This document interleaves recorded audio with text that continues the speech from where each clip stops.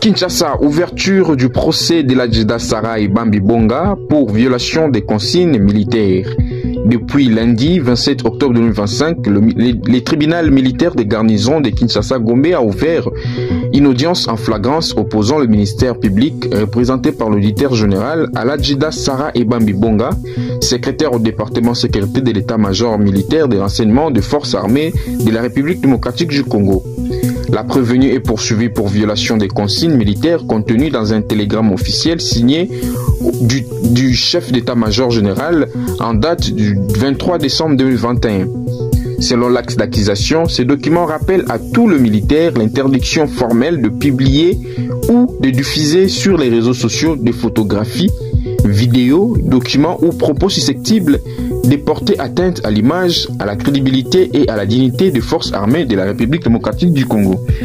Il proscrit également toute apparition publique en uniforme hors du cadre professionnel, ainsi que la diffusion d'images prises dans des contextes non autorisés. Or, d'après le ministère public, l'Adjida Ebambi Bonga aurait enfreint cette directive en publiant sur les diverses plateformes numériques de photos et vidéos personnelles ici d'une séance shooting réalisée en studio Raoult dans lequel elle apparaît en tenue militaire. Ces publications auraient été relayées à grande échelle, suscitant des réactions contrastées au sein de l'opinion. Les enquêteurs affirment également que la prévenue a diffusé sur les réseaux sociaux des séquences à caractère romantique tournées avec son époux, dans le cadre des préparatifs de leur mariage religieux prévus pour le 31 octobre 2025. Ces images jugées non conformes à l'éthique militaire ont été considérées comme une atteinte au devoir de réserve imposé aux membres des forces armées. Face au juge, l'auditeur militaire a insisté sur la gravité de faits, rappelant que le militaire reste soumis à des obligations strictes de discipline, loyauté et confidentialité, particulièrement dans un contexte sécuritaire fragile où l'image de FARDC demeure un enjeu national. Il a requis l'application rigoureuse des textes en vigueur afin de décourager toute dérive similaire à l'avenir. De son côté, la défense de l'Adjida Ebambi Bonga a plaidé pour la bonne foi de sa cliente, expliquant que les publications incriminées relevaient d'un contexte purement privé et n'avaient aucun objectif de nuire à l'armée ou de compromettre la sécurité nationale. Selon son avocat, la prévenue n'a fait qu'exprimer sa joie à l'approche de son mariage sans imaginer que cela pourrait constituer une infraction. Le tribunal militaire a pris acte des arguments de deux parties et a décidé de poursuivre l'examen de l'affaire au cours des prochains jours. Ce procès très suivi sur les réseaux sociaux relance les débats sur l'usage des médias numériques par le militaire congolais sur la nécessité de concilier vie privée et respect du devoir réserve. Le verdict attendu fera sans doute jurisprudence en matière de discipline au sein de FARDC à l'ère où la communication en ligne devient un terrain sensible pour les institutions publiques. Le mardi 28 octobre 2025, l'affaire très médiatisée de l'Adjida Sarah Ebambi Bonga est entrée dans sa phase décisive. Le tribunal militaire des garnisons de Kinshasa a mis en délibéré mardi le procès opposant le ministère public à la militaire poursuivie pour violation des consignes militaires à la suite d'une vidéo devenue virale sur les réseaux sociaux. Le dossier qui a suscité un vif débat public est désormais entre les mains du juge après que le tribunal s'est déclaré suffisamment éclairé à l'issue de l'audience. La prévenue membre de forces armées de la République démocratique du Congo est accusée d'avoir terni l'image de l'institution militaire en apparaissant dans une vidéo intime avec son mari, tout apportant sa tenue militaire réglementaire.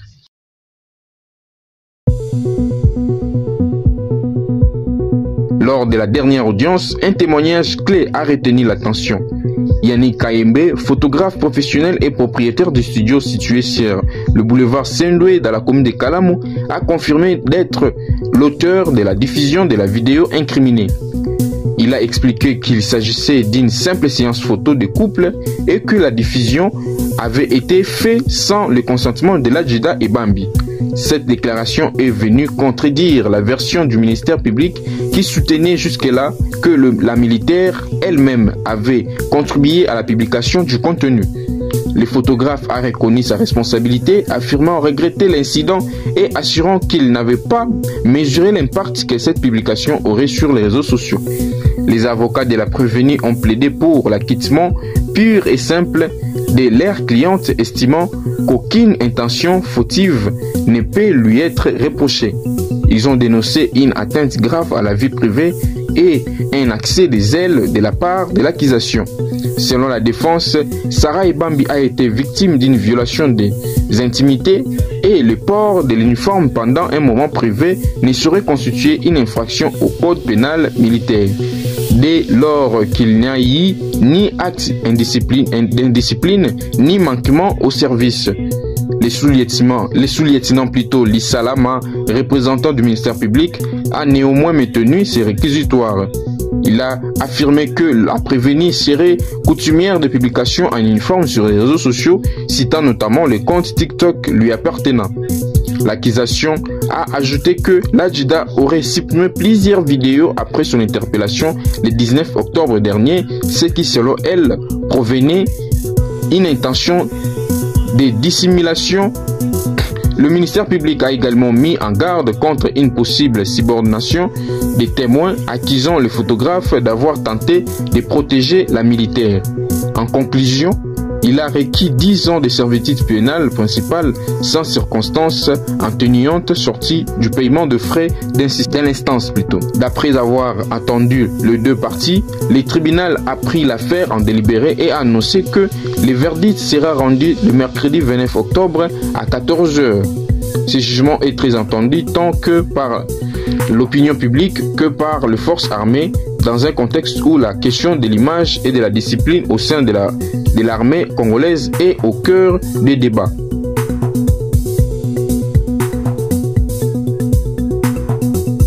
Mercredi 29 octobre 2025, le procès de Honorine Porsche de nationalité allemande et d'origine congolaise s'impose comme l'un des plus suivis de la République démocratique du Congo. Accusée d'être l'instigatrice d'un braquage avorté de la Raobank de la place Victoire dans la commune de Kalam à Kinshasa le 16 octobre 2025, cette femme autrefois méconnue du grand public se retrouve aujourd'hui au cœur d'une affaire mêlant détresse personnelle, scandale judiciaire et enjeux diplomatiques. Le procès s'est ouvert le vendredi 24 octobre 2025 devant le tribunal militaire des garnisons de Kinshasa-Gombe qui la poursuit pour terrorisme, vol à main armée et association de malfaiteurs. Ces chefs d'accusation très graves placent la prévenue sous les coups d'une peine pouvant aller jusqu'à la réclusion à perpétuité. Mais au-delà de l'aspect judiciaire, l'affaire Honorine Porsche met en lumière des profondes questions humaines et institutionnelles. Dès le premier jour, une deuxième enquête a été ouverte sur les conditions de son arrestation après la diffusion sur les réseaux sociaux de vidéos choquantes montrant la jeune femme maltraitée par le militaire. Ces images ont provoqué un tollé national et international, poussant le ministre de la Justice Guillaume Ngefa à condamner publiquement ces actes promettant la justice serait rendue sans compromis. Les cas de Honorine Porsche se distinguent par la dualité troublante. D'un côté, elle est jugée comme auteur présumé d'un crime grave.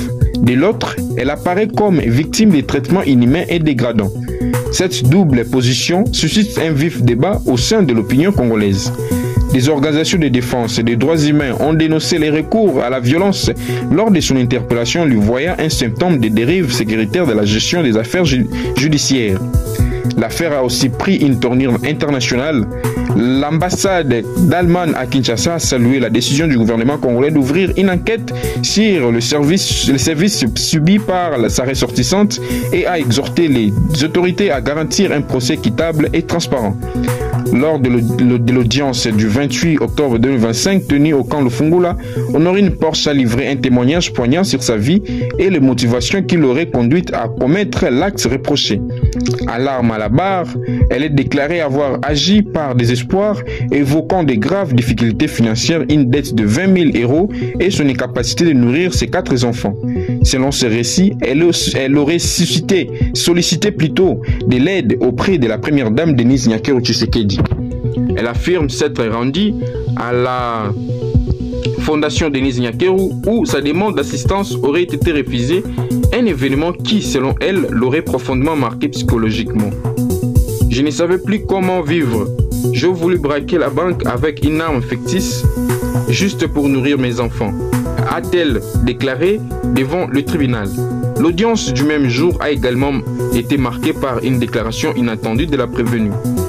Honorine Porsche a affirmé disposer une autorisation médicale délivrée en Allemagne pour lui permettant plutôt de consommer du chanvre thérapeutique pour soigner une dépression sévère.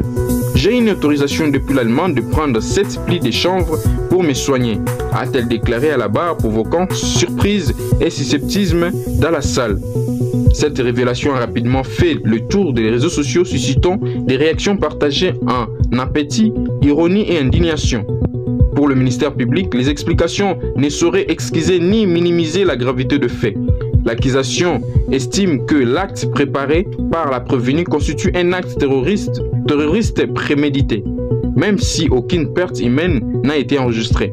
Les autorités judiciaires considèrent les dossiers comme un signal fort de la détermination du gouvernement à lutter contre l'insécurité et à faire respecter la loi, quel que soit le profil de l'accusé. Toutefois, le défenseur des droits humains insiste sur la nécessité de respecter la présomption d'innocence et de veiller à ce que les procédures militaires ne compromettent pas le garantie fondamentale de la défense. Plusieurs ONG dénoncent également la stigmatisation publique dont Honorine Porsche a fait l'objet depuis la diffusion de vidéos de son arrestation. L'affaire, désormais à la croisée du judiciaire, du social et du diplomatique, continue de captiver l'attention. Le tribunal militaire poursuit l'instruction du dossier et devrait attendre d'autres témoins dans le prochain jour. En attendant le verdict prévu dans les semaines à venir, Honorine Porsche reste détenue au camp Lufungula. Son destin, oscillant entre culpabilité et victimisation, illustre la complexité des réalités sociales et judiciaires congolaises. Un mélange de détresse humaine, un errement institutionnel et quête de justice.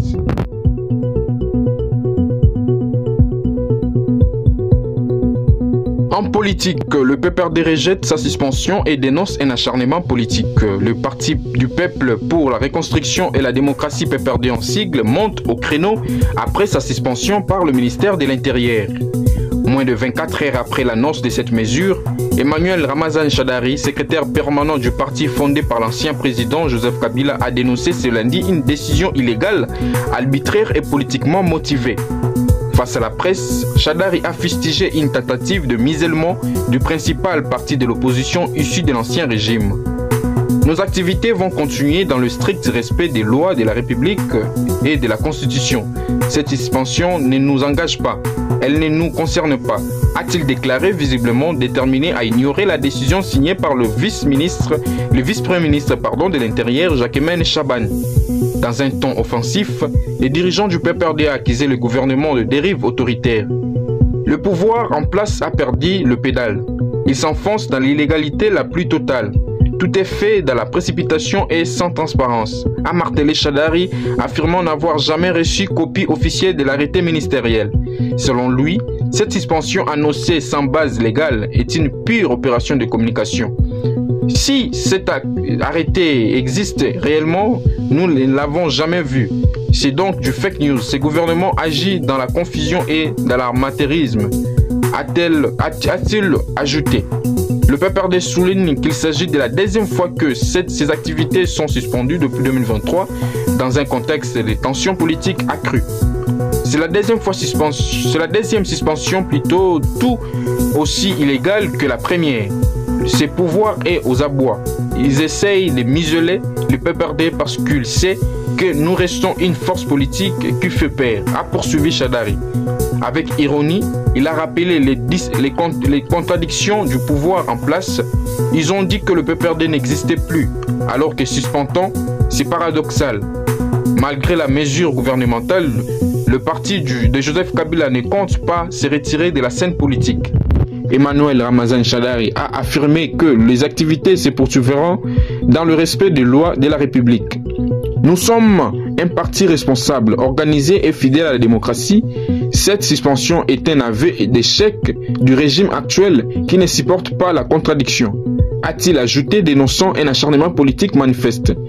Cette nouvelle confrontation illustre la tension persistante entre le pouvoir de Félix Tshisekedi et l'ancien parti présidentiel toujours influent dans plusieurs provinces.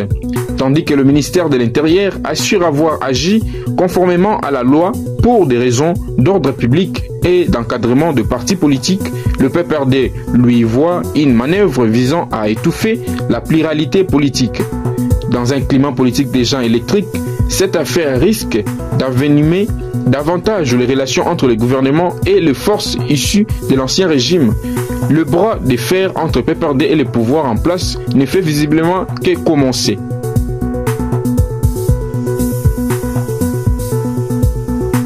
En RDC, Lualaba, le ministère de la Justice ordonne de poursuites judiciaires contre les auteurs de fraude minière. À Kinshasa, depuis le 28 octobre 2025, le gouvernement congolais hausse les tons face aux pratiques illégales dans le secteur minier. Dans un communiqué officiel daté du 28 octobre 2025, le ministre d'État, ministre de la Justice et garde des Sceaux, Guillaume Ngefa, a donné des injonctions pour l'ouverture de poursuites judiciaires contre tous les auteurs impliqués dans les actes fraude et de contrebande minière dans la province de Lualaba. Cette décision intervient après la réception du rapport de la Commission nationale de lutte contre la fraude minière qui a mis en lumière de graves irrégularités de gouvernance dans l'exploitation minière au Lualaba. Selon le document, plusieurs sites miniers auraient été occupés illégalement tandis que les réseaux de fraude à grande échelle auraient été mis en place, facilitant la contrebande de minerais stratégiques et provoquant d'importantes pertes pour l'État. Les rapports de la CNLFM pointent du doigt les civils, des ressortissants étrangers ainsi que de membres des forces de sécurité, notamment certains éléments de la 22e région militaire, de la garde républicaine et de la police nationale congolaise soupçonnés d'avoir participé activement à ces pratiques illégales. Ces agissements constituent, selon le ministère, des violations manifestes du code minier congolais et engagent la responsabilité pénale et civile de leurs auteurs.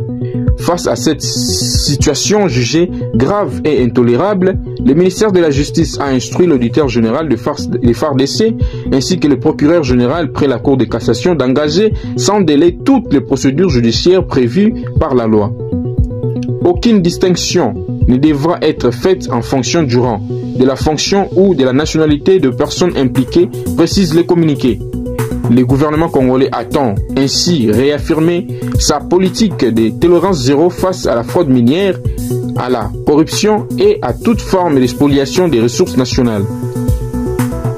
Ces pratiques, souligne le ministre, portant atteinte à la souveraineté économique du pays et à l'intérêt général de la nation. Le gouvernement de la République démocratique du Congo affirme sa politique de tolérance zéro à l'égard de la fraude minière, de la corruption et de toute spoliation des ressources nationales, insiste le communiqué signé par le ministre Guillaume Ngefa.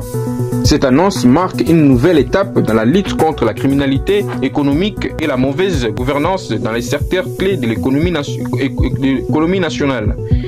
Le Lualaba, riche en cobalt et en cuivre, reste en effet l'un des poumons miniers du pays, mais aussi l'un des foyers récurrents de fraude, d'occupation illégale et d'exploitation illicite des ressources.